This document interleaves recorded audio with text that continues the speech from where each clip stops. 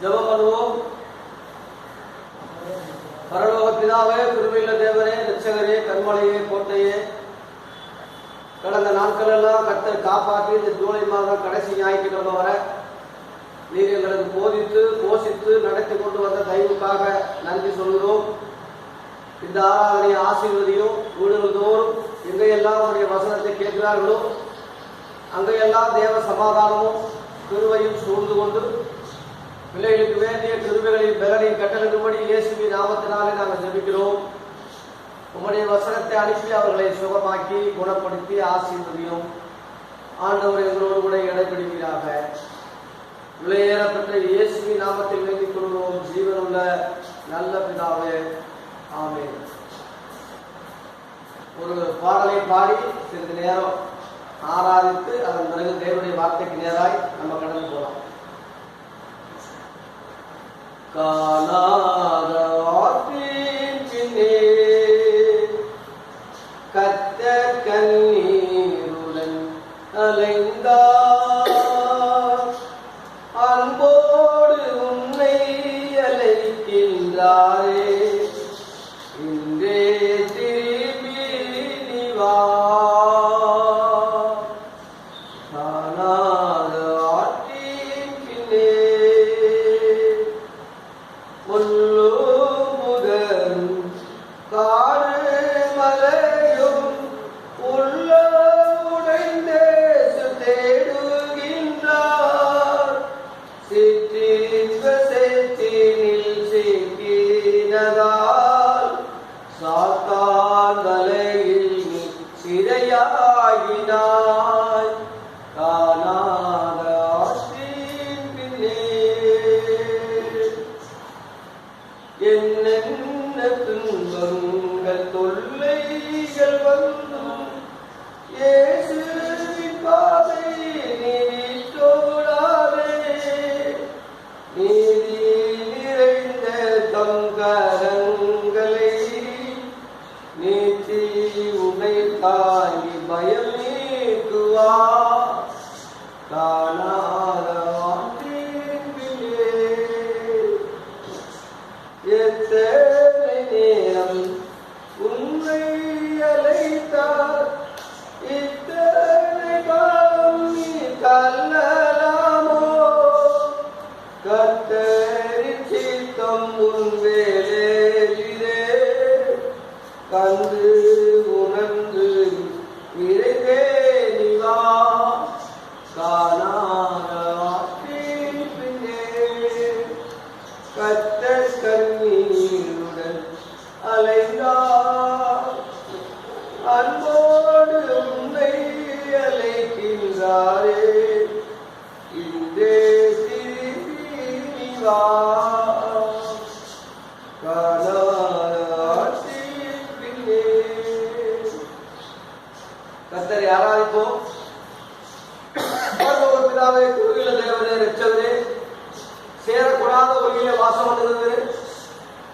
மனிதர்களே ஒருவரும் கண்டில்லாதவர் காணக்கூடாதவரா இருக்கிற சர்வவல்லமையுள்ள அப்பா பிதாவே, கர்த்தரை தெய்வமாய் கொண்ட ஜனம் பாக்கியம் உள்ளது. கடந்த நாட்களெல்லாம் கர்த்தரைகளை காப்பாற்றி நடத்த தயவுக்காக நன்றி சொல்கிறோம் ஐயா.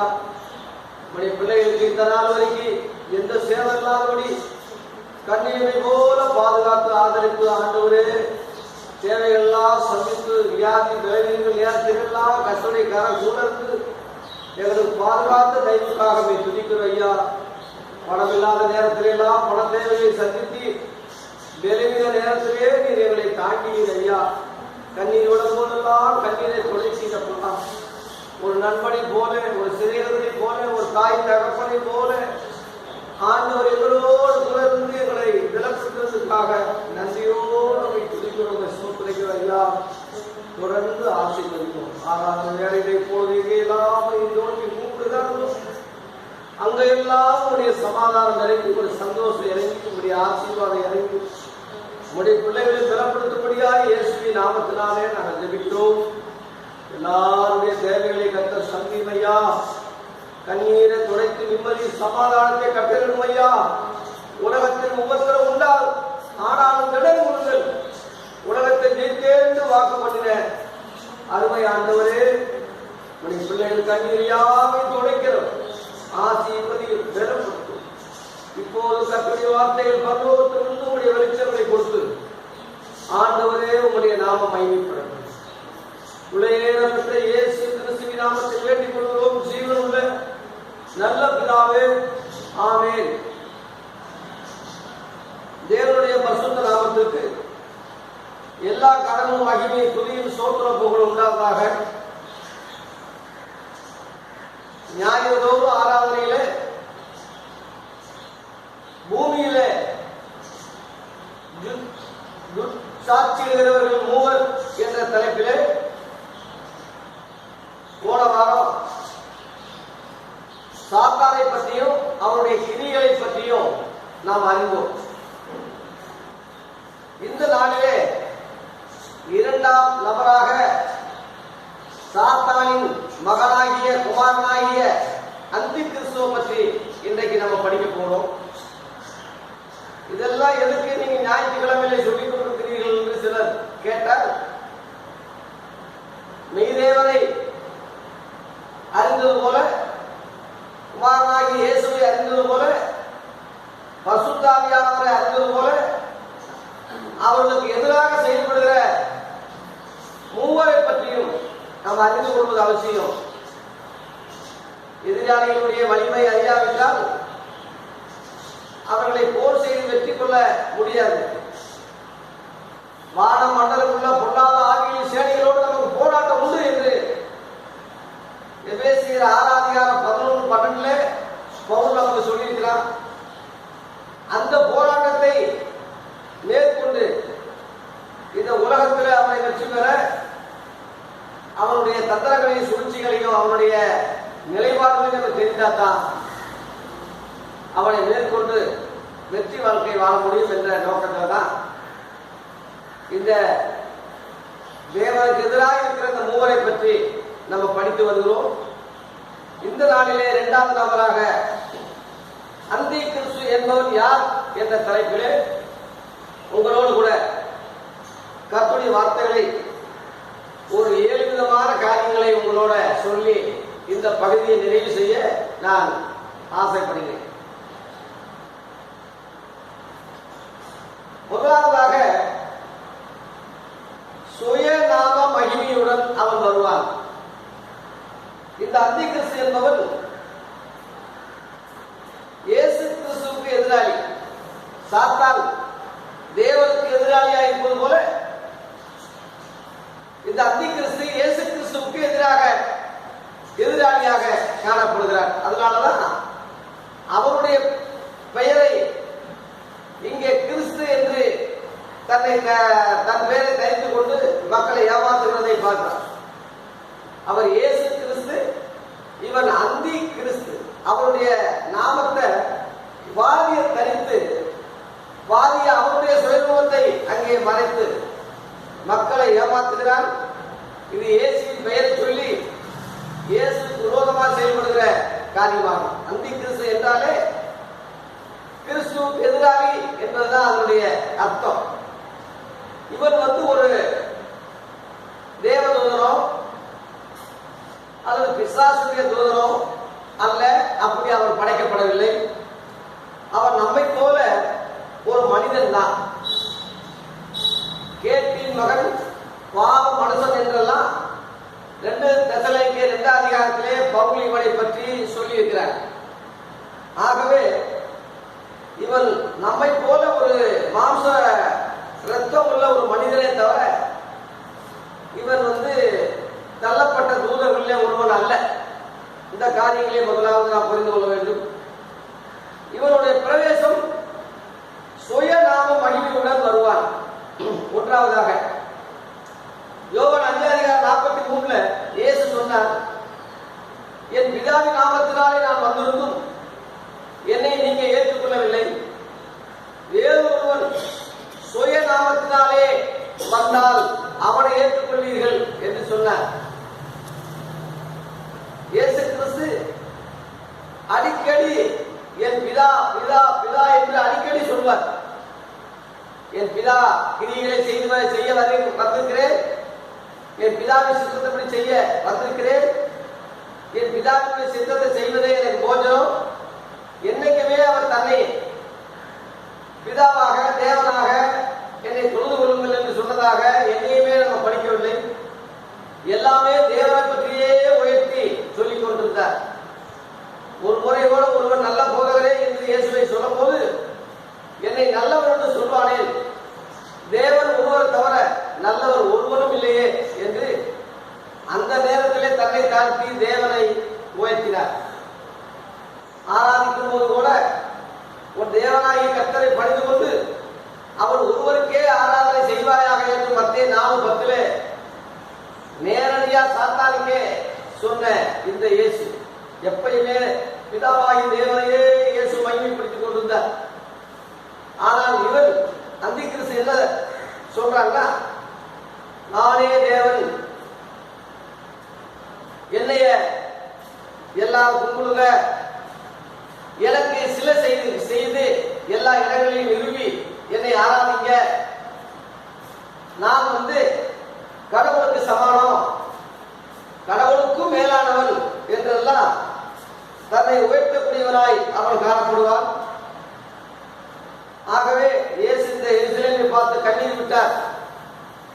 லூக்கா 19:41 இந்த எருசலேம் என்ன இயேசுவை ஏற்றுக்கொள்ளாமல் அந்தி கிறிஸ்துவை ஏற்றுக்கொள்ள போகிறதே, எருசலேமின் தேவாலயத்தில் அவர் தேவனை போல உட்கார போகிறாரே என்று சொல்லி எருசலேமினுடைய அழிவுக்காக அன்றைக்கே இயேசு எருசலேமை பார்த்து கண்ணீர் விட்டார். ஆகவே சொந்தமானதிலே வந்த இயேசுவை சொந்தக்காரர்களை ஏற்றுக்கொள்ளவில்லை.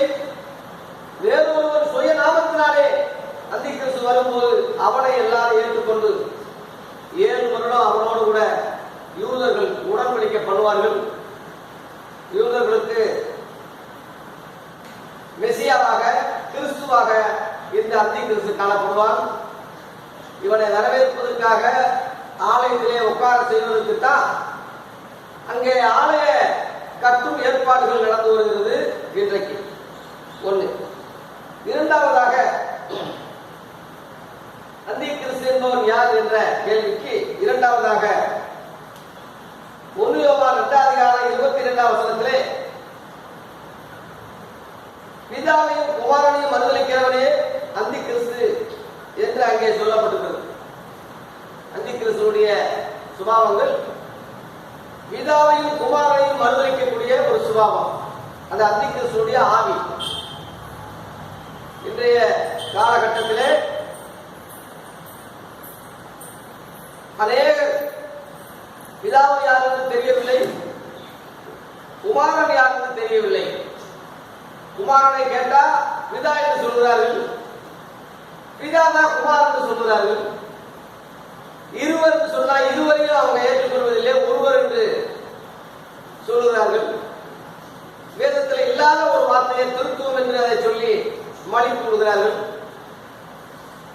பிதாவையும் குமாரனையும் மறுதலிக்கிற சமயமே தவிர வேற அல்ல. பிதாவையும் குமாரனையும் 2 பேரையும் ஏற்றுக்கொள்கிற அந்த தன்மை அநேக நாட்களுக்கு, அநேக கிறிஸ்தவர்களுக்கு, அநேக ஜனங்களுக்கு இருக்காது. இவைகள் அந்தி கிறிஸ்துவுடைய ஆவிகள் என்று அப்போஸ்தலர்கள் அன்னைக்கே எழுதியிருக்கிறார்கள். யோவான் 16:2 பிதாவையும் என்னையும் அறியாதபடினாலே உங்களை ஜெபாலயங்களுக்கு புறம்பாக்குவார்கள், இன்னும் சொல்லப்போனால் உங்களை கொலை செய்வார்கள் என்றெல்லாம் இயேசு தம்முடைய சீடர்களை பற்றி அன்றைக்கே தீர்க்கதரிசனம் சொன்னார். இன்றைக்கு சத்தியம் பேசுகிற ஊழியர்களை ஆலயத்துக்கு புறம்பாக்குகிறார்கள். வாய்ப்பு வந்தால் கொல்லவும் துணிவார்கள். இவர்கள் யாவரும் கிறிஸ்தவர்களாக போர்வையில் இருந்தாலும் பிதாவையும் குமாரனையும் மறுதலிக்கக்கூடிய அந்தி கிறிஸ்துடைய ஆவியை தவிர வேற அல்ல. இந்த அடையாளங்களை தெரிந்து கொள்ளுங்கள். 2. மூன்றாவதாக மாம்சத்தில் வந்து இயேசுவை அறிக்கை பண்ணாதவனாக இருப்பான். 2 யோவான் 7:11 11 அங்கே எழுதப்பட்டிருக்கிறது. 7 11 2 யோவான் 7 11 மாம்சத்தில் வந்த இயேசு கிறிஸ்துவை அறிக்கை பண்ணாத அநேக வஞ்சக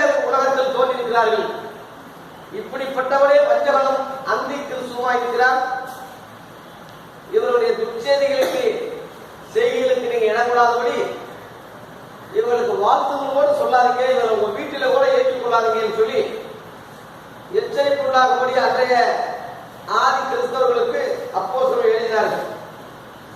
அறிக்கை பண்ணாதவர்கள் அதனுடைய அர்த்தம் இயேசு கிறிஸ்துடைய உபதேசத்தை மக்களுக்கு சொல்லாதவர்கள். மாம்சத்தில் வந்த இயேசு கிறிஸ்து பூமியில என்னென்ன உபதேசித்தாரோ பிரசங்கித்தாரோ அதை யாவும் கைகொள்ளும்படி உபதேசிக்காமல் கலப்படமாக போதிப்பார்கள்.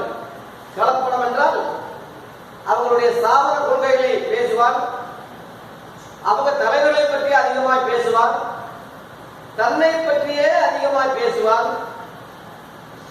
இன்னும் சொல்ல போனா பழைய ஏற்பாட்டை பற்றி அதிகமாய் பேசுவார்.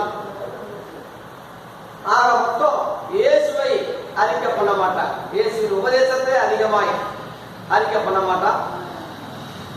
இயேசுவின் பேரை தரித்து அவர் நாமத்தினாலே ஊறுகாயை போல இயேசுவை அங்கங்கே தொட்டுக்கொண்டு, உப்பை போல இயேசுவை கொஞ்சம் கொஞ்சமா போட்டு உபயோகப்படுத்திக் கொண்டு, கருவேப்பிலை போல மனத்துக்கு இயேசுவை டச் பண்ணிவிட்டு முழுவதும் அவருடைய வஞ்சக ஆவியிலேயே அவர் செயல்படுவார். வஞ்சக ஆவி என்னதென்றும் சத்திய ஆவி என்னதென்றும் இதனாலே மக்கள் அறிந்து கொள்ள முடியும் என்று 1 யோவான் 4:1-3 வரை படிக்கும் போது அநேக ஆவிகள் உலகத்திலே தோன்றியிருப்பதனால் நீங்க எல்லா ஆவிகளையும் நம்பக்கூடாது, அந்த ஆவிகள் தேவனால் உண்டானவர்கள் என்று சோதித்தறியுங்கள். தேவாவியை நீங்க எதனால் அறியலாம் என்றால் இயேசு கிறிஸ்துவை அறிக்கப்படுகிற இந்த ஆவியும் தேவனால் உண்டாயிருக்கிறது. அது 6ஆம் வசனத்திலே பார்க்கிறோம். ஆகவே அந்தி கிறிஸ்துடைய ஆவிகள் உள்ள போதகர்களும் அவரை சேர்ந்த மக்களும் சரி இயேசுவின் உபதேசத்தை முழுவதாக சொல்ல மாட்டார்கள்.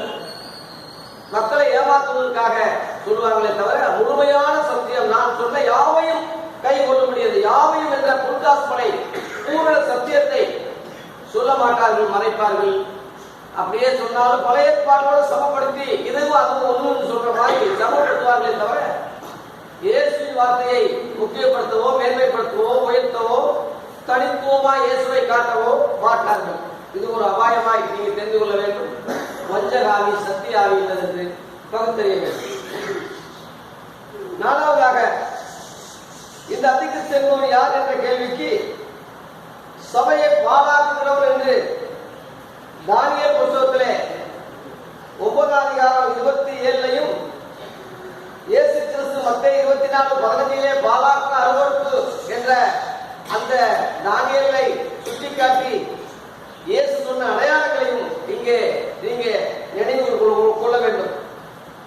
தானியேல் புத்தகத்திலே இவரை பற்றி ஒரு 5 குறிப்பு அங்கே எழுதப்பட்டிருக்கிறது. முதலாவது அவனை சின்ன கொம்பு என்று 8:9 வசனத்திலே சொல்லப்பட்டிருக்கிறது. 2வது மூக்க முகமும் சூது பேச்சும் உள்ள சமாத்தியமான ராஜா என்று 8:23 3வதாக பலவான்களையும் பசுத்தவான்களையும் அழிப்பான் என்ற குறிப்பு தானியேல் 8:24 4வதாக சகலமும் அவனுடைய வசமாகும் என்று தானியேல் 11:16 5வதாக ஸ்திரீகளுடைய சிநேகத்தையும் எந்த தேவனையும் அறியாமல் எல்லாவற்றுக்கும் மேலாக தன்னை பெரியவனாக்குவான் என்ற தானியேல் 11:37 அவனை பற்றிய குறிப்புகள் சபையை பாழாக்குகிறவன் என்ற அந்த 4வது பாயிண்ட்ல 5 காரியங்கள் அவனை பற்றி அடங்கியிருக்கிறது. இவைகள் முழுவதும் அந்தி கிறிஸ்துவினுடைய அடையாளங்களாக தானியேல் புத்தகத்திலே தீர்க்க தரிசனமாக முன்பதாகவே எழுதப்பட்டிருக்கிறது. 5வதாக அந்தி கிறிஸ்து யார் என்ற கேள்விக்கு கேட்டின் மகனாகிய பாவ மனுஷன் என்று அவரை அப்போஸ்தலனாகிய பவுல் சொல்கிறார். 2 தெசலோனிக்கேயர் 2:3 வசனத்திலே இயேசு கிறிஸ்துவின் வருகை வந்துவிட்டது, சபை எடுத்துக்கொள்ளப்பட்டது என்று யாராயும் உங்களை குழப்பினால், கலங்கப்படுத்தினால் நீங்கள் உடனே பதறாதீர்கள், சிதறி போகாதீர்கள், கலக்காதீர்கள். ஒரு அடையாளத்தை அங்கே பவுல் சுட்டிக்காட்டுகிறார். என்ன அடையாளம் என்றால் மகனாகிய பாவ மனுஷன். கேட்டின் மகன் என்றால் கெட்டு போறவன் அர்த்தம். ஒருவரால் கெட்டு போது தேவனுடைய சித்தம் இல்லை என்று 2 பேதுரு 3:9 சொல்லும் போது இவர் கெட்டு போகிறதுக்காகவே அவ்வாறு இருக்கக்கூடிய கெட்டு போகிறதுக்காகவே வரக்கூடியவனாய் காணப்படுறதுனால கேட்டின் மகன் பாவ மனுஷன். எல்லா மனுஷனும் பாவ மனுஷன் தான். இயேசுவின் ரத்தம் சகல பாவங்களை நீக்கி சுத்திகரித்து அவரை பரிசுத்தமானாக நீதிமானாக ஆக்கிறது. ஆனா இவன் மட்டும் அதை மறுதலித்து அதுக்கு எதிராக செயல்பட்டு அந்த நீதியும் பரிசுத்தத்தையும் உதவி தள்ளிவிட்டு ஆரம்பத்தில் உள்ள ஜென்ம சுபாவமான அந்த பாவ மனுஷனாகவே இவன் காணப்படுறதுனால இவன் பாவ மனுஷன் என்று அழைக்கப்படுகிறார். அப்போஸ்தலனாகிய பவுல் இவனை பற்றிய பாவ மனுஷன் கேட்டின் மகன் சொல்லும் போது 4 விதமான குறிப்புகள் இவனை பற்றி அங்கே சொல்லியிருக்கிறார். முதல் குறிப்பு, தேவனுடைய ஆலயத்தில் அவன் தேவனை போல உட்கார்வான் என்று முதல் குறிப்பு சொல்கிறார். இந்த தேவனுடைய ஆலயம் இன்னைக்கு எருசலேமில் இல்லை. அது கிபி 70 தீர்த்து ராயனாலே அழிக்கப்பட்டது. இன்று ஒரு சுவர் ஒன்றுதான் அங்கே இருக்கிறது. யூதர்கள் எல்லாரும் ஆளுகையின் செவர் என்று அதை பெயரிட்டு மெசியாவே வாழும் ஆலயத்தை கட்டிட்டார் என்று இன்றைக்கும் முட்டி மோதி அழுது கொண்டிருக்கிற காட்சிகளை இன்றும் நீங்கள் அறிவீர்கள். ஆகவே அந்த இடத்துல அந்த சுவரை அகற்றி அங்க பக்கத்தில் ஒரு இஸ்லாமிய மதம் வழிபாட்டு ஸ்தலம் ஒன்று, ஒரு மசீது ஒன்று இருக்கிறது. அதை அகற்றி அங்க ஒரு தேவாலயம் கட்டப்படுவது லேசான காரியம் அல்ல. அந்தி கிறிஸ்து அதை செய்வான். கட்டி அதுல அவன் தேவனை போல தன்னை உட்காருவான், காண்பிப்பான். அதுதான் அடையாளம் என்று பவுல் சொல்றான். இந்த நுணுக்கங்களை அறியாத அநேக கிறிஸ்தவ போதகர்கள் எருசலேமில் தேவாலயம் கட்டுவதற்காக ஜெபிங்கள் என்று இன்னைக்கு ஜெப குறிப்புகள் கொடுக்கிறார்கள். அதுக்கு உதவி செய்ய சொல்லி இங்க பண வசூல் பண்ணுகிறார்கள். அவருடைய காரியங்களுக்கு இவங்க துணை போகிற அந்தி கிறிஸ்துவாகிய அவனுக்கு ஒரு ஏஜென்ட்களாக கைக்கூலிகளாக இந்த போதர்கள் தன்னையும் அறியாதவரை செயல்பட்டுக் கொண்டிருக்கிறார்கள் என்ற ஒரு அபாயமான காரியத்தை இங்கே பதிவிடுகிறேன். தேவ ஊழியர்கள் தேவ மக்களிலே வெளிப்படையபடியாய் கேட்டுக்கொள்கிறேன். இரண்டாவதாக, தன்னைத்தானே தேவன் என்று அவன் முதலாவது காண்பிப்பான். இரண்டாவது 2 தெசலோனிக்கேயர் 2:4 தன்னை தேவன் என்று காண்பிப்பான். நான் தான் கடவுள். நம்ம இந்தியாவிலே ஒரே நாடு ஒரே ரேஷன் கடை என்ற ஒரு சட்டம் அக்டோபர் மாதம் 1ஆம் தேதியிலிருந்து தொடங்குவதாக அரசாங்கம் அறிவித்திருக்கிறது.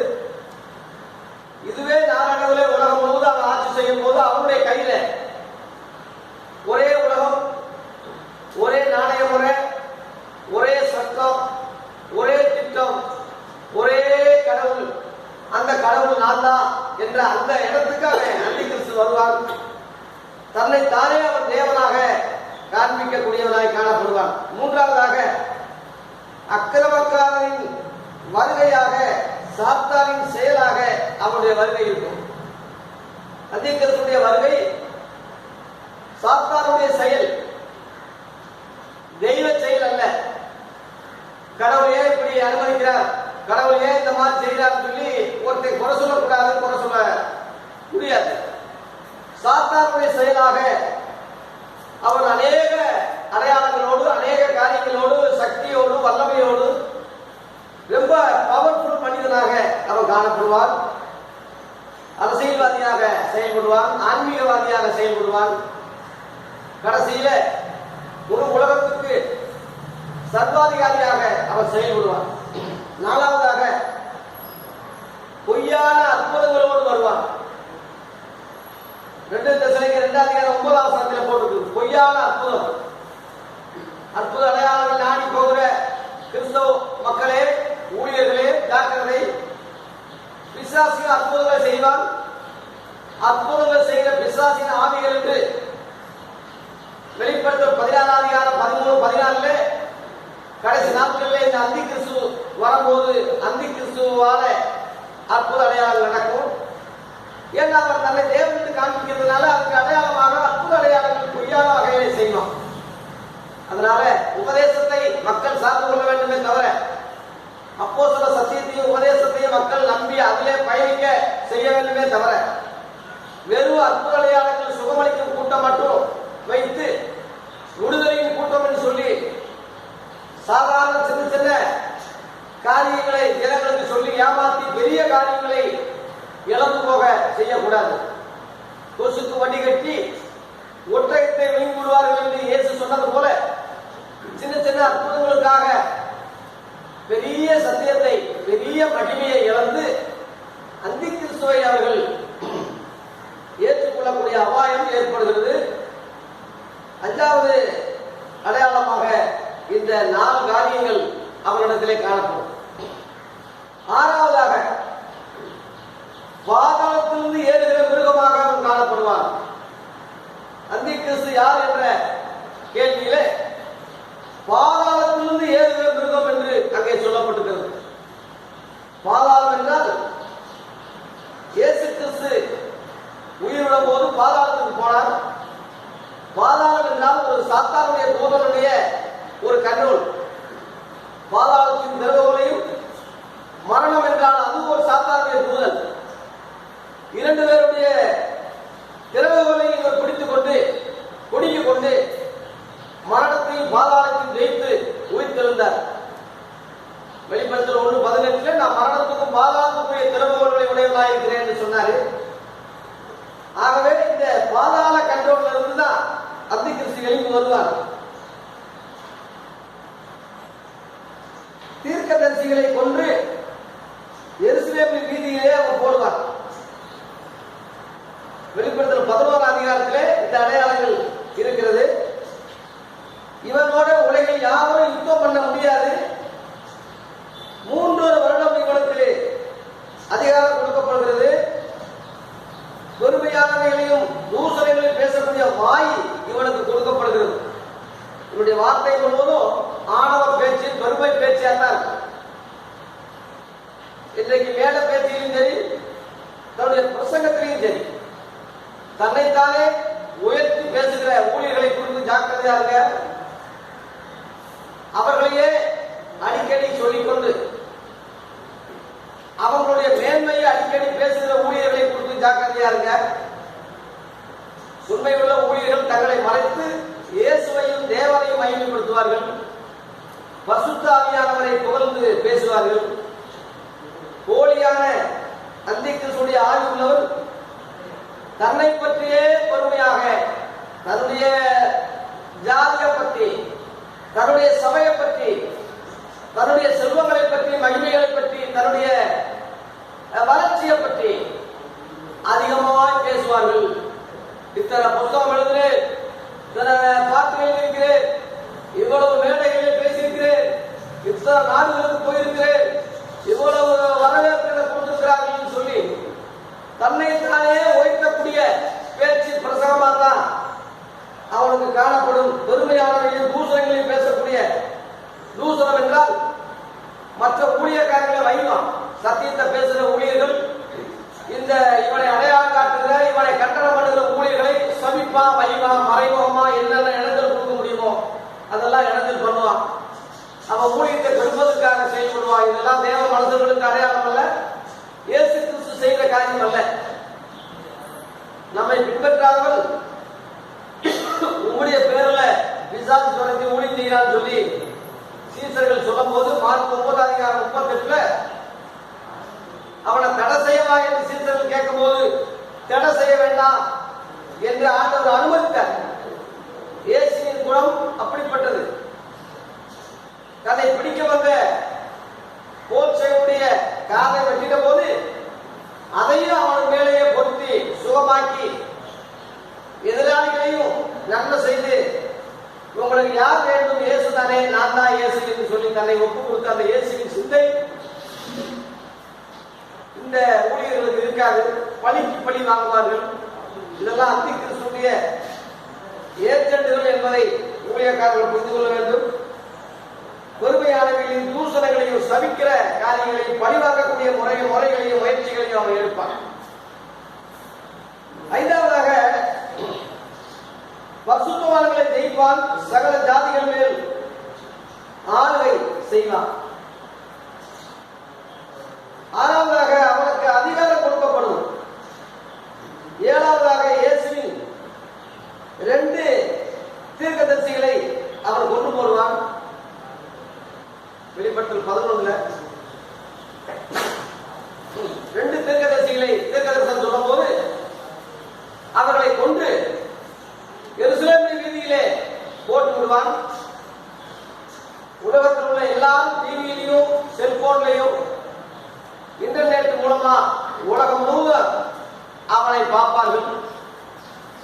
இப்படிப்பட்ட ஒரு பாதாளத்திலிருந்து ஏறுகிற மிருகமாக அவன் ஜனங்களுக்கு ஒரு மிருகத்தை போல தன்னை காட்டுவான் என்று 6வது குறிப்பிலே 7 விதமான முறையில் அவர் செயல்படுகிறார் என்பதை சொல்கிறேன். அடுத்து 7வதாக இவருடைய மிருகத்தினுடைய இலக்கு 666 முத்திரை. 7வதாக இவரை பற்றிய குறிப்பு, இவனுடைய இலக்கு 666. அந்தி கிறிஸ்து என்பவர் யார் என்ற கேள்விக்கு 666 என்ற முத்திரை உடையவனாய் அவன் காணப்படுவார். வெளிப்படுத்துகிற விசேஷம் 13ஆம் அதிகாரத்திலே 15 18 வரை வசனங்கள் வாசிக்கும் போது இது மனசனுடைய இலக்கு என்று சொல்லப்பட்டிருக்கிறது. இந்த இலக்கு 666 என்று சொல்லப்பட்டிருக்கிறது. 1 ராஜாக்கள் 10ஆம் அதிகாரம் 15ஆம் வசனத்திலே இதே 666 என்ற இலக்கு சாலமோனுக்கு வருகிற வருடந்தோறும் வருகிற பொன் உடைய தாளத்தை அடையாளமாக அங்கே சொல்லப்பட்டிருக்கிறது. 1 ராஜாக்கள் 10:15 சாலமோனுக்கு ஏகப்பட்ட வெள்ளியும் பொன்னும் நிறைய நன்கொடைகள் வரும். அதுல பொன் மாத்திரம் வருடந்தோறும் கணக்கிட்டால் 666 தாளந்து என்று இந்த 666 பற்றிய குறிப்பு சாலமோனுக்கு இங்கே இணைக்கப்படுகிறது. சாலமோனை பற்றி சொல்லும் போது அவன் ஒரு அரசியல்வாதியாக செயல்பட்டான், ஆன்மீகவாதியாக செயல்பட்டான், ஒரு விக்கிரக வழிபாடனாக கடைசியில மாறினான். அவன் இருதயத்துக்கு என்னென்ன விருப்பமோ அதெல்லாம் அவன் செய்தான். அநேக பெண்களை கட்டி நாசமாக்கினான். ஆரம்பத்திலே அவனுடைய முடிவு நன்றாக இருந்தது, முடிவிலே மோசமாக போனது என்ற காரியங்கள்லாம் சாலமோனை பற்றிய வரலாறுல பார்க்கிறோம். அதுபோல இந்த அந்தி கிறிஸ்து அதிக ஞானத்தையும் அறிவையும் புத்தி உடையவனாய் உலகத்தை ஆள்வான். சாமர்த்தியமான சூது ராஜாவாக காணப்படுவான். இந்த அடையாளங்கள் முழுவதும் பிராமணர்களுக்கும் யூதர்களுக்கும் பொருத்தமான ஒரு காரியமாகும். இந்தியா தேசத்திலே 103 பேர் என்று கணக்கெடுத்தாலும் ஆரியர்கள் பிராமணர்கள் சொல்லப்படுகிறவர்கள் மிக கம்மிதான். ஆனால் தன்னுடைய தந்தத்தினாலே, தன்னுடைய திறமையினாலே, பேச்சினாலே, படிப்பினாலே, கல்வியினாலே, சாமர்த்தியமான ராஜ தந்திரத்தினாலே சாணக்கியன் என்று சொல்லக்கூடிய அளவில் அவர் செயல்பட்டு ஆரம்பத்தில் உள்ள நம்ம இந்திய ராஜாக்களையும் தமிழகத்தில் உள்ள ராஜாக்களையும் வசப்படுத்தி ராஜகுருவாக தன்னை ஆக்கிக் கொண்டு எல்லா கோயில்களையும் நாங்களே வழிபாடு செய்வோம், நாங்களே தேவ பாஷை பேசுகிற, சமஸ்கிருதத்தை பேசுகிற, தேவ பாஷை பேசுகிற தேவர்கள் என்று தேவனுக்கு அடுத்தபடி நாங்கள் ஏற்கனவே சொல்லி மக்களை ஏமாற்றி எல்லா துறையிலையும் அவன் முன்னேறி இருக்கிறார். இசையிலும் சரி, கல்வியிலும் சரி, படிப்பிலும் சரி, அரசியலும் சரி, சினிமா துறையிலும் சரி, எல்லா துறையிலும் இன்றைக்கு பிராமணர்கள் இந்தியாவிலே முதலிடத்திலே காணப்படுகிறார்கள். கீழ்கோர்ட்டு முதல் கொண்டு சுப்ரீம் கோர்ட் வரை அவன் தான் மெயினாக காணப்படுகிறான். உலகம் முழுவதும் அவனுடைய கண்ட்ரோல்ல இருக்கிறது. இன்றைக்கு இந்தியா தேசம் முழுவதும் அவனுடைய ஆளுமைக்கு உட்பட்டிருக்கிறது பிராமணர்கள், சாதாரணம் இல்லை. இதே போல யூதர்கள் உலகம் முழுவதும் ஆண்டு கொண்டிருக்கிறார்கள். இலுமினேட்டி என்ற ஒரு குறிப்பு எருசலேமிலே சியோன் சங்கம் என்று ஒரு சங்கத்தை அமைத்து 13 பேர் கொண்ட குழுவை அவர்கள் அமைத்து முக்கோணம் என்று சிம்பல் போட்டு அதில் ஒத்த கண்ணாக அடையாளத்தை கொடுத்து கொண்டு 13 பேர் கொண்ட குழுவாக யூதர்கள் மட்டும்தான். பிராமணர்கள் இந்தியாவில் எப்படி வெறும் பிராமணர்கள் தான் முக்கியத்துவம் கொடுப்பார்களோ, அவங்களை எப்படி காப்பாற்றுவார்களோ, அவங்க ஜனங்களை எப்படி உயர்த்தி விடுவார்களோ, அதுபோல யூதர்கள் வேற ஜாதிக்காரங்க உயர்த்தவோ பழக்க வைக்கவோ அவர்களை உதவி செய்யவோ மாட்டார்கள். ஒன்றி யூதர்கள் மட்டும்தான் அவங்க செயல்படுவார்கள். அந்த யூதர்கள் மிகுந்த அறிவாளிகளாக, ஞானிகளாக, கல்விமான்களாக, விஞ்ஞானிகளாக இன்றைக்கு உலகத்தை ஆண்டு வருகிறார்கள். குறிப்பாக அமெரிக்கா வல்லரசு நாடாக இன்றைக்கு உலகில் சொல்லப்பட்டாலும் அமெரிக்கா முழுவதும் அவங்க கண்ட்ரோல்ல தான் இயங்கிக் கொண்டிருக்கிறது. மீடியாக்களானாலும் சரி, விளையாட்டுத் துறையானாலும் சரி, அரசியல் துறையானாலும் சரி, பண பரிவர்த்தனமானாலும் சரி, உணவு தானியங்களானாலும் சரி, இன்னும் உலகத்தில் என்னென்ன காணப்படுகிறதோ எல்லாவற்றையும் கண்காணிக்கக்கூடிய, எல்லாவற்றுக்கும் அரசனாக மேலானவனாக யூதர்கள் இன்றைக்கு இருக்கிறார்கள். யூதர்களுடைய அந்த இஸ்ரேல் 12 இலக்கத்துக்கு 12ஆகவும், தீனார் என்ற ஒரு பெண்ணு 13ஆகவும் 13 பேர் கொண்ட இலக்கை அங்கே அடையாளமாக கொள்கிறார்கள். 13 என்ற எண்ணு விசாசுடைய எண்ணாக, விசாசுடைய நம்பராக பொதுவாக மக்களால் கணிக்கப்படுகிறது.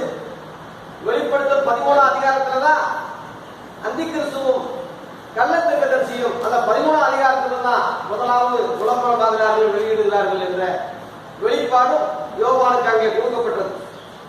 ஆகவே அதுக்கு அடையாளமாக 13 பேர் கொண்ட அந்த குழுவை இலுமினாட்டி என்ற பெயரிலே அந்தரங்கமாக உலகத்தில் செயல்படுகிற காரியங்களை தேவ பிள்ளைகள் ஊழியர்கள் அதை அறியாததற்கு எனக்கு மனதில்லை. அவர்கள் கம்ப்யூட்டர்களை மெயினாக வைத்திருக்கிறார்கள். அந்த கம்ப்யூட்டருடைய இலக்கு www என்று சொல்லக்கூடிய அந்த இலக்காகும். ஒவ்வொரு W ஒரு ஆரை குறிக்கும். அந்த 3 ஆறு என்று செயல்படுகிற காரியங்கள் இது மனிதனுடைய இலக்கு என்று ஏன் விளக்கம் கொடுக்கப்பட்டிருக்கின்றால், மனிதன் முதலாவது 6ஆம் நாளிலே உண்டாக்கப்பட்டான் ஒன்று. இரண்டாவதாக 6ஆம் அறிவு பெற்றவனாய் மனிதன் காணப்படுகிறான் 2. மூன்றாவது ஏறக்குறைய 6 அடி உயரம் உள்ளவனாய் அவன் காணப்படுகிறான் 3. இப்படி 6 6 6 என்ற அந்த 3 ஆறு உள்ளவனாய் அவன் மனிதன் காணப்படுகிறான். இந்த மனிதனை கொண்டு சாத்தான் ஆட்சி செய்கிறான் என்பது பொருள்தான்.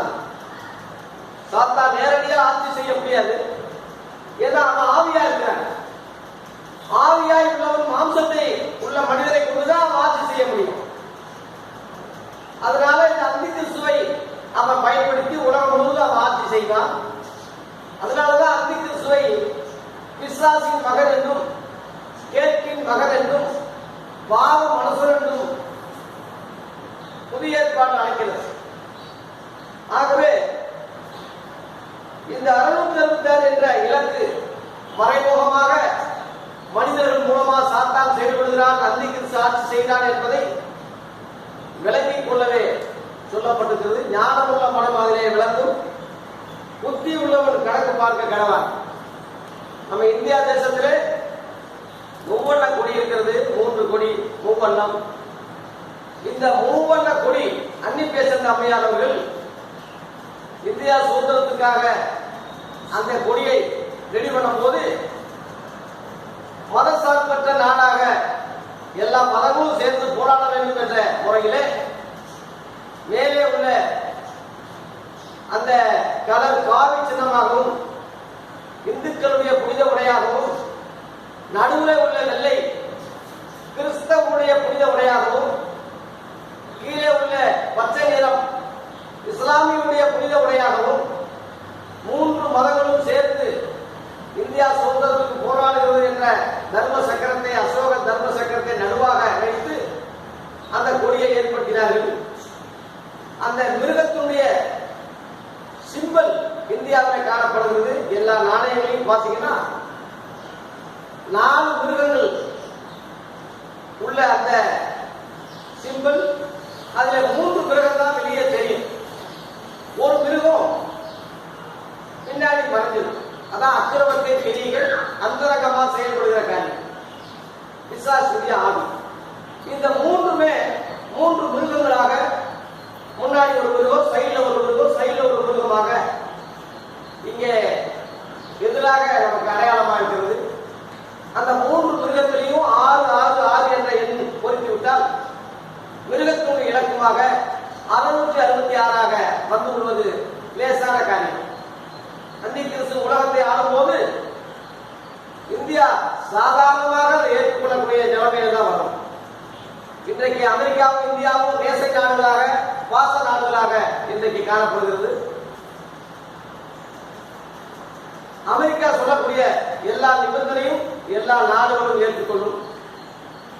இப்படிப்பட்ட சூழ்நிலைகளில் அந்த மூவண்ண கொடியிலே 6 என்ற எண்ணை தரித்து, அந்த 3 மிருகங்களிலே 6 என்ற எண்ணை தரித்து உலகம் முழுவதையும் 666 என்ற முத்திரையை சர்வ சாதாரணமாக அவன் பதித்து விடுவான். ஆகவே இந்த காரியங்களை குறித்து ரொம்ப ஜாக்கிரதையாக காணப்பட வேண்டும். இப்பேற்பட்ட இந்த அந்தி கிறிஸ்து இன்றைக்கு மறைமுகமாக ஒழிந்து கொண்டிருக்கிறார். வெளியரங்கமாக வர முடியவில்லை. காரணம், இயேசு கிறிஸ்துவால் ஏற்படுத்தப்பட்ட சபை அது தடையா இருக்கிறது. 2 தெசலோனிக்கேயர் 2ஆம் அதிகாரத்திலே தடை செய்கிறவன் நீக்கப்படும் முன்னே அவன் வெளிப்பட மாட்டான், தடை செய்கிறவன் நீக்கப்பட்ட உடனே அந்த அந்தி கிறிஸ்து வெளிப்படுவான் என்று அங்கே ஒரு குறிப்பு பவுல் சொல்லுகிறார். தடை செய்கிறவன் என்று சொல்லப்படுவது யார் என்றால் இயேசு கிறிஸ்துடைய மணவாட்டி சபை என்று சொல்லப்படுகிற அந்த ஆண் பிள்ளையாகும். வெளிப்படுத்தல் 12ஆம் அதிகாரம் 5ஆம் வசனத்திலே அந்த ஆண் பிள்ளை இந்த பூமியிலே பெந்தேகோஸ்து நாளிலே ஆவியானவர் இறங்கி சபையை கட்டி கால்முதற்கொண்டு தலைவரைக்கு கட்டி கொண்டு வருகிறார். பரிசுத்த ஆவியானவர் அப்போஸ்தல உபதேசத்திலே, இயேசுவினுடைய சத்தியத்திலே விசுவாசிகளை இணைத்து வருகிற அந்த ஒரு ஆவிக்குரிய கட்டணம் தான் கிறிஸ்துவின் சரீரமாகிய சபையானது, அவருடைய மனைவி என்று சொல்லப்படுகிறது. அந்த சபை கட்டி முடிந்த உடனே மத்திய வானத்திலே எடுத்துக் கொள்ளப்படும். அப்பொழுது தலையாகி இயேசு கிறிஸ்து பரலோகத்திலிருந்து இறங்குவார். சரீரமாகிய சபை பூமியிலிருந்து எழும்பும். 2மே மத்திய வானத்திலே சந்திப்பார்கள். அதுதான் ரகசிய வருகை, எடுத்துக் கொள்ளப்படுதல் என்றெல்லாம் அங்கே சொல்லப்பட்டிருக்கிறது. அதுவரைக்கும் இவன் பகிரங்கமா வெளிப்பட மாட்டான். பரிசுத்த ஆவியானவர் பூமியில இருப்பதனாலே மறைமுகமா இன்றையுள்ள போதர்களை கொண்டு, இன்றைக்குள்ள ரெவரண்டுகளை கொண்டு, போப்புகளை கொண்டு, இன்றைக்குள்ள பிஷப்புகளை கொண்டு மறைமுகமாக செயல்படுவானே தவிர வெளியரங்கமாக வர முடியாது. ஏன்னா பரிசுத்த ஆவியானவர் இங்கே தடையாயிருக்கிறார். இந்த ஆவியானவர் என்றைக்கு சபையோடு எடுத்துக் கொள்ளப்படுகிறாரோ, இந்த பூமியை விட்டு ஆவியானவர் என்றைக்கு மத்திய வானத்துக்கு சபையை கூட்டிக் கொண்டு போகிறாரோ, அதன் பிறகு தடையே இல்லாமல், தாமதமே இல்லாமல் திடீரென்று அவர் வெளிப்படுவார். அவருடைய அரசாங்கம் 7 வருஷமாகும். அந்த 7 வருஷத்துல 3.5 வருஷம் நல்லவனாயிருப்பான், 3.5 வருஷம் மிக மோசமானவன் உள்ளவனாய் காணப்படுவான். அந்த 2 சேர்ந்ததுதான் 7 வருஷம். இன்றைக்கு அந்த உபத்திரவு தொடங்கி விட்டது. இன்னும் சொல்ல போனா 2020 தொடங்கி விட்டது என்றுதான் அடியேன் கணிக்கிறேன். 2020 மறக்க முடியாத வருடமாகும். இந்த வருடத்தை போல இதுவரைக்கும் எந்த உபத்திரவும் உலகம் உண்டானது இருந்ததில்லை, இனிமேலும் இருக்க போறதில்லை என்று மத்தேயு 24:21 இயேசு சொன்ன அந்த அடையாளம் 2020 தொடங்கி இருக்கிறது. இதுக்கு பேர் தான் உபத்திரம். அதன் பிறகு மகா உபத்திரம் ஏற்படும். மகா உபத்திரத்துக்கு தேவன் சபையை தொப்பிவிட்டார். அப்பதான் வெளியரங்கமா பகிரங்கமா வெளியிடுவான். இன்னைக்கு அந்தரங்கமா செயல்படுகிறார். ஒரே நாடு, ஒரே ரேஷன் கடை, ரேஷன் அட்டை என்ற திட்டமெல்லாம் இன்றைக்கு அன்றக்க உள்ள மறைமுகமா இருக்கிறது. போன ஏப்ரல் மாதம் கொண்டு வந்தார்கள். கொரோனாவாலே தடுக்கப்பட்டு செயல்பாடு இல்லாம போயிடுச்சு. இப்ப அக்டோபர் மாதம் 1ஆம் தேதி சொல்லியிருக்கிறார்கள். எப்படியும் வசனம் நிறைவேறும். இது ஏன் இந்த தடை, ஏன் இந்த காரியம் என்றால் சபை எடுக்கப்படும் முன்னே பகிரங்கமா அது வராது. சபை எடுத்த உடனே வேத வசனங்கள் நிறைவேறும். எல்லாம் மனமனமனு அப்படியே அழகு. இன்றைக்குள்ள கள்ள போதர்கள் அதை அறியாததால மக்களை பிரியப்படுத்த, அரசாங்கத்தை பிரியப்படுத்த அவர்கள் நல்ல காலம் பிறக்கிறது சொல்லி குறி சொல்றது போல ஜனங்களை ஒவ்வொரு வருஷமும் ஏமாற்றிக் கொண்டு, ஒவ்வொரு வருஷமும் அவர்களை பிரியப்படுத்திக் கொண்டு செழிப்பின் வருஷம், சங்க வருஷம், மனநம்பியமான வருஷம், கர்த்தர் பெரிய காரியங்களை செய்யக்கூடிய வருஷம் சொல்லி வழக்கம் போல ஏமாற்றிக் கொண்டு வருகிறார்கள். இனிமேல் அவர்களுடைய தேசம் கலைக்கப்பட்டு விட்டது. இனிமேல் அந்த கள்ள ஊழியர்கள் ஜனங்கள் அடையாளம் கண்டுகொண்டார்கள். இன்றைக்கு சொன்னவர்கள்லாம் வெட்கப்பட்டு போகக்கூடிய அளவுல இன்றைக்கு ஆகிவிட்டார்கள். பிசாசுடைய ஏஜென்ட்கள் கள்ள ஊழியர்களை இன்றைக்கு அடையாளம் உலகம் கண்டுவிட்டது. இனிமேல் உண்மையுள்ள உள்ள ஊழியர்கள் ஒரு சிலரைத்தான் தேவன் கடைசியாக பயன்படுத்த போகிறார். அந்த ஊழியர்கள் எங்க இருக்கிறார்கள் சொல்ல முடியாது, யாருக்கு அடையாளம் காண முடியாது. சத்தியத்தை யார் தைரியமா சொல்கிறார்களோ, அந்தி கிறிஸ்துவுக்கு எதிராக, சாத்தானுக்கு எதிராக, கள்ளத்திற்கு எதிராக உலகத்தை கண்டித்து யார் உணர்த்துகிறார்களோ, நீதியை குறித்து நியாய தீர்ப்பை பற்றி யார் பேசுகிறார்களோ, இயேசு கிறிஸ்துவுடைய வருகையை பற்றியும் எடுத்துக்கொள்ளப்படுவதை பற்றி யார் அதிகமாக சொல்கிறார்களோ, அந்த உண்மையுள்ள ஊழியர்களை மக்கள் அடையாளம் கண்டுகொள்ளக்கூடிய காலம் மிக சமீபம். ஆகவே இன்றைக்கு முழுவதும் பிசாசுடைய ஆதிக்கத்திலே அந்தரங்கமாக செயல்பட்டுக் கொண்டிருக்கிறது. பரிசுத்தமாக எடுத்துக்கொள்ளப்படும் போது அவர் பகிரங்கமாக வெளிப்படுவார். 3.5 வருஷம் அவருடைய ஆட்சி கொடூரமா இருக்கும். அந்த ஆட்சி முடிவிலே எடுத்துக்கொண்ட பரிசுத்தவான்களோடு ஆண்டவராகிய இயேசு திரும்ப இந்த பூமிக்கு வருவார். அதுக்கு பேர் தான் 2ஆம் வருகை. அந்த 2ஆம் வருகையிலே வரும்போது அவனை நாசம் பண்ணுவார் என்று 2 தெசலோனிக்கேயர் 2ஆம் அதிகாரம் 8ஆம் வசனம் 9ஆம் வசனத்திலே நாசம் பண்ணுவார் என்றே போட்டு, அவருடைய வருகையின் பிரசனத்தினாலே அவனை நாசம் பண்ணுவார் போட்டு. நாசம் பண்ணுவதற்கு அடையாளம் என்ன? யாரை நாசம் பண்ண முடியும் என்று கேட்டால், நீதிமொழிகள் 13ஆம் அதிகாரம் 13ஆம் வசனத்திலே திருவசனத்தை அவமதிக்கிறவன் நாசம் அடைவான் என்று அங்கே ஒரு தீர்க்கதரிசனம் இருக்கிறது. அந்தி கிறிஸ்து திருவசனத்தை அவமதிப்பான், உண்மையுள்ள பரிசுத்தவான்களை கொலை செய்வான், கைவிடப்பட்டவர்களை எல்லாம் ரத்த சாட்சியா அவனாலே மடிவார்கள். இப்படிப்பட்ட வசனத்தை அவமதிக்கிறதுனால, தேவனை அவமதிக்கிறதுனால அவன் இயேசு கிறிஸ்துடைய 2ஆம் வருகையிலே பிடிக்கப்பட்டு நாசம் அடைவான். அவனோடு சேர்ந்த கள்ளத்தீர்க்கதரிசியும் பிடிக்கப்படுவார்கள். வெளிப்படுத்தல் 19ஆம் அதிகாரம் 20ஆம் வசனத்திலே அர்மதேக யுத்தத்திலே அவர்கள் பிடிக்கப்பட்டு அவர்கள் இருவரையும் உயிரோடு அக்கினி கடலில் இயேசு தள்ளுவார். அந்த உயிரோடு என்ற வார்த்தை பிசாசி ஆவியா இருப்பதனாலே அவனுக்கு அது பொருந்தாது. மனுஷர்களுக்கு தான் உயிர் இருக்கிறது. உயிர் என்றால் ரத்தம், ரத்தம் தான் உயிர். ஆகவே இவர்கள் இருவரும் மனிதர்களாக இருப்பதனாலே இயேசுவின் 2ஆம் வருகையிலே இவர்கள் பிடிக்கப்பட்டு இருவரும் எரிகிற அக்கினி கடலில் 19:20 சொல்லப்பட்டிருக்கிறது. அந்த சாத்தானுடைய முடிவு அதுதான். அதோட அவன் அழிஞ்சு போயிடுவான். அதுக்கு பிறகு அவன் எப்பயுமே வர முடியாது. இயேசு கிறிஸ்து 2வது வருகைக்கு வந்த பிறகு அவன் 2 பேரையும் அக்னி கடலை தள்ளிவிட்டு சாத்தானை 1000 வருஷம் வரைக்கும் பாதாளத்திலே தள்ளி அடித்து இதே பூமியிலே இயேசுவும் அவருடைய சபையோடு சேர்ந்து இந்த பூமியிலே 1000 வருடம் அரசாட்சி செய்வார்கள். ஏற்கனவே அதை சொல்லியிருக்கிறேன், இருந்தாலும் நினைவுபடுத்துகிறேன். இதே பூமியிலே 1000 வருஷம் இயேசு ஆட்சி செய்வார். அந்த 1000 வருஷம் முடிவிலே சாத்தான் கட்டவிழ்க்கப்பட்டு உலகம் முழுவதையும் திரும்பவும் யுத்தத்துக்கு இயேசுக்கு எதிராக செயல்படுவார். வெளிப்படுத்தல் 20ஆம் அதிகாரம் 9ஆம் வசனம் 10ஆம் வசனத்திலே அங்கே காணப்படுகிறது. அப்புறம் தேவன் வானத்திலிருந்து அக்கினி இறக்கி அவங்களை எல்லாரும் பச்சிட்டு போகும். 2 பேதுரு 3ஆம் அதிகாரம் 7-8 இந்த உலகம் அக்கினியிலே அழிய போகிறது, அக்கினிக்கு இரையாக போகுது என்ற தீர்க்கதரிசனத்தை பேதுரு ஏற்கனவே சொல்லியிருக்கிறார்.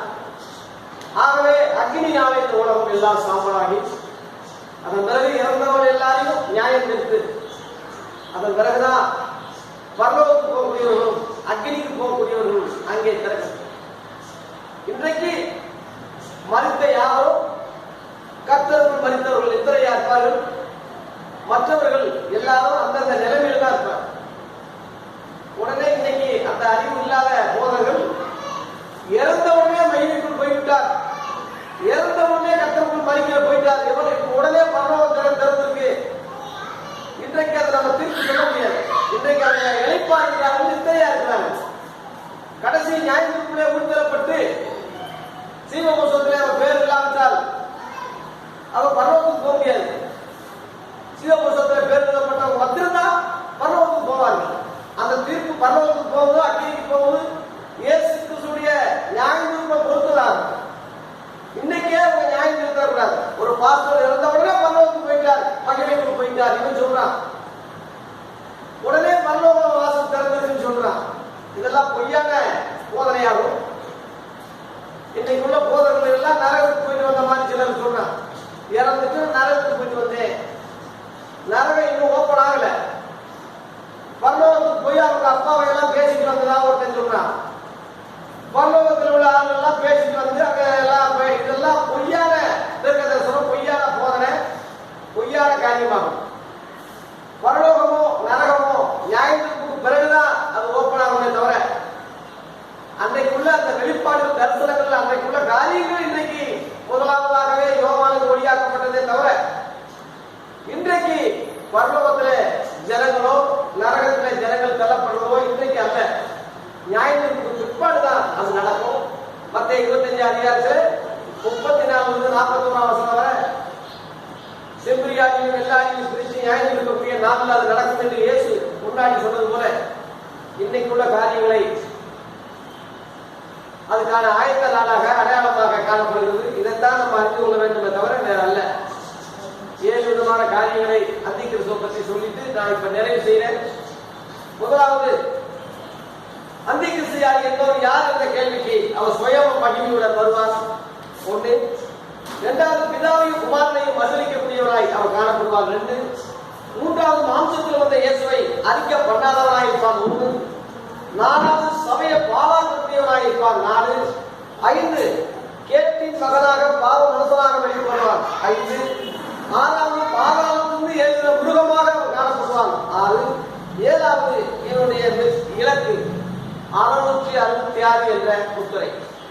இந்த 7 காரியங்களை அறிந்து எதிரிகளுடைய சூழ்ச்சிகளை புரிந்து அறிந்து தேவ மக்கள் ஞானமாக விவேகமாக அதுக்கு விலகி தன்னை வசன அடிப்படையில் பாதுகாத்துக் கொண்டு இயேசுவின் ரத்தத்தினாலும் தங்களுடைய சாட்சியின் வசனத்தினாலும் சாத்தானை ஜெயித்து வெற்றி வீரமாய் பரலோக ராஜ்யத்தில் பிரவேசிக்க கர்த்தர் தாமே நம்ம ஒவ்வொருவருக்கும் கிருபை செய்வாராக. ஆமென்.